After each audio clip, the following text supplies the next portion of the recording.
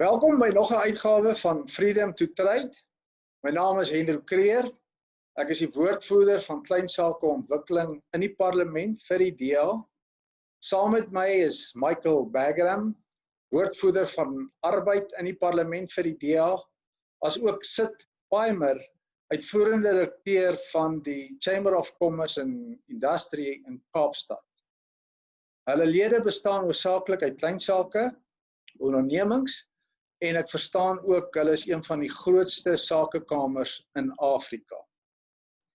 Ek wil by Sid by hom uitvind, wat maak hulle chamber so gewild vir klein sake, dat hulle een van die grootstes in Afrika is, as ook, wat se invloed COVID-19 op hulle lede gehad het, op die klein sake ondernemings in Kaapstad, en laastens Sid, wat doen julle vir hierdie klein sakeondernemings in Kaapstad wat gekwes is deur COVID-19 en nou moet opstaan?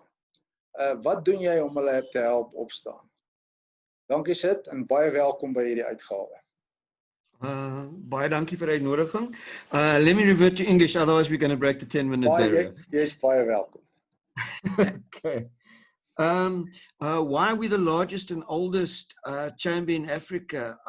Michael probably knows it because he's been around a long time, although we are 216 years old. The Cape Chamber has always been very innovative as a chamber of commerce. We've been, as much as we support our member base, we've also been supported by members in the region who find that association with a chamber of commerce is important on a number of levels. The first is that we lobby on their behalf, so we keep politicians like you in check. We also what we call serve, enable, and lead business. And the quest is to provide value add constantly for our member base. And I think the reason we've remained so large is that there's this constant quest for value add and not rest on your laurels and expect people to just join the Chamber of Commerce because you are the Chamber of Commerce. And also, you know, you need to compete with things like Google and Facebook. They weren't around 216 years ago. So the chamber also has to be incredibly flexible to cater for its member base. The effect of COVID-19 on our members, like everywhere else, in many cases has been devastating. There are many members who have adapted. There are members who have profited. There are some members who profited on protective equipment. They got a fine, but and then, you know, the large members obviously have resources who can see it through. But the smaller members, it's very, very difficult. And in the Cape, we're very dependent on tourism and hospitality. So you're looking at restaurants and things like that, where, you know, in lockdown, there are very few options.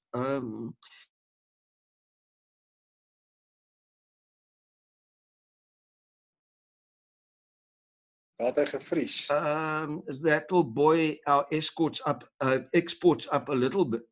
In that we'll still see some economic activity from the region because people have to eat. But it's been very difficult for the small business. I think what's even more difficult is the fact to accept the fact, actually, that we have to see winter through. And that I don't think economic activity will drop much through winter, but certainly the measures will become stricter. And as we saw yesterday, they already have.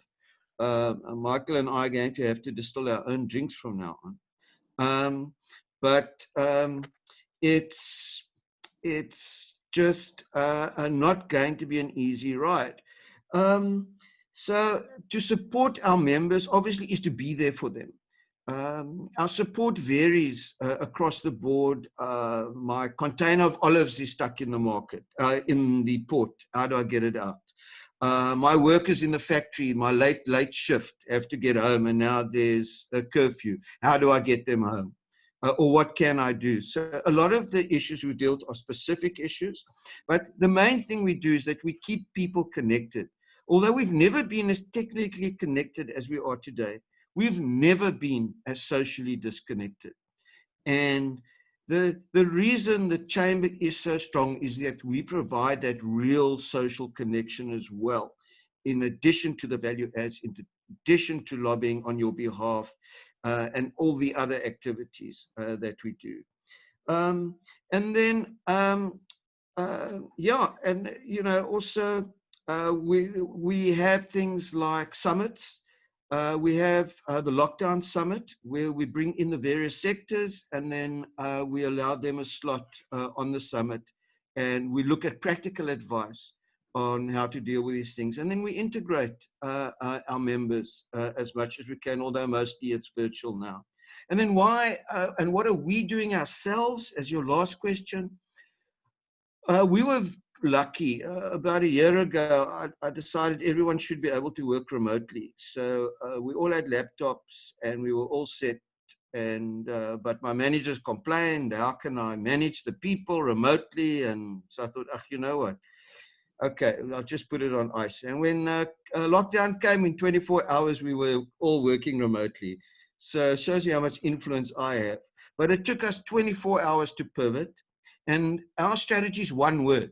Our strategy is engagement. The more engaged we have members and potential members, the healthier the chamber is. And we've increased our engagement during lockdown. We have an average of 200 events a year.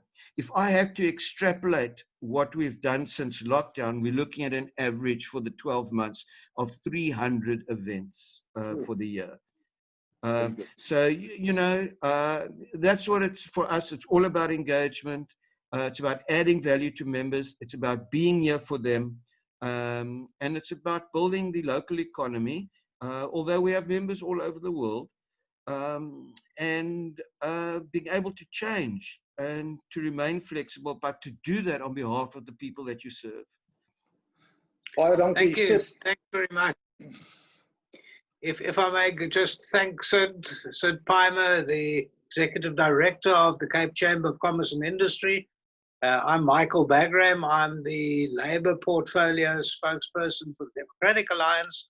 My business, Bagram's Attorneys, has been a member of the Cape Chamber now for over 30 years, funnily enough. And I've found it incredibly useful, and also not only useful in terms of information and meeting up with people, but in fact with business contacts. One of the big things that the Chamber does, and I'm very proud of it, is that the Chamber has these events where you meet up with people, and then the Chamber members do business with Chamber members, and it gets the whole structure of business going, which is wonderful. Both Henro Kruger and I involved with small business through politics, unlike you said, which the Chamber is apolitical. They don't belong to any political movement at all.